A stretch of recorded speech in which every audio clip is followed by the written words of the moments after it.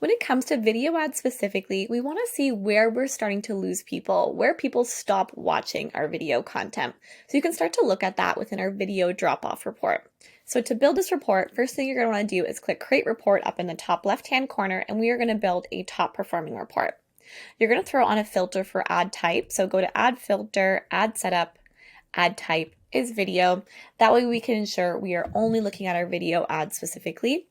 And the metrics you're going to want to load in here are our video play rate metrics. So feel free to load in the 25%, 50%, 75, and 100% video play rates.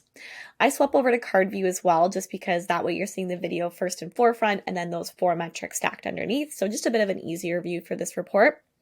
Now, these 4 metrics will essentially tell us based on the impressions. So based on who was fed this ad, who got to watching at least 25%, 50%, 75, and 100%. So we can start to see if there's certain times we're really losing a lot of people based on those impressions of who was fed the ad. Now, one really important caveat to keep in mind here is that video lengths may vary quite a bit within your ads. You could have some ads that are 15-second long and some that are 2 minutes long, for example.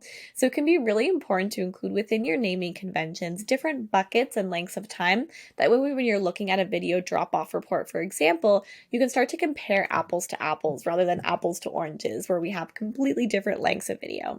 So for example, some people might put together naming where it's between 0 to 15 seconds, 15 to 30, 30 to 1 minute, 1 minute to 2 minute, whatever makes the most sense for you, group them in similar time range buckets.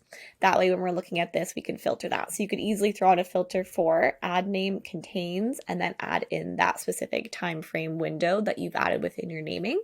So now taking a look at these metrics here, we can start to see, are we losing people at a certain point of our videos? If so, is some of our most important messaging later on? Maybe we should be pulling that in a little bit sooner. So it can just be great in general to know where people are watching the content, where a majority of people are starting to fall off and aren't watching that content, and how far people get into a video.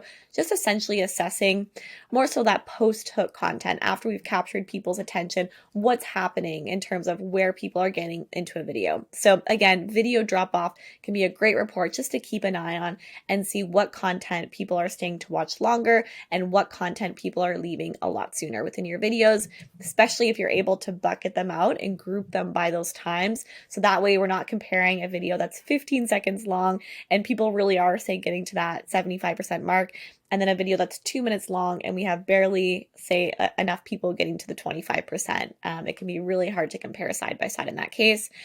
So add those buckets in, but again, a really good overview of how far people are getting into your video content.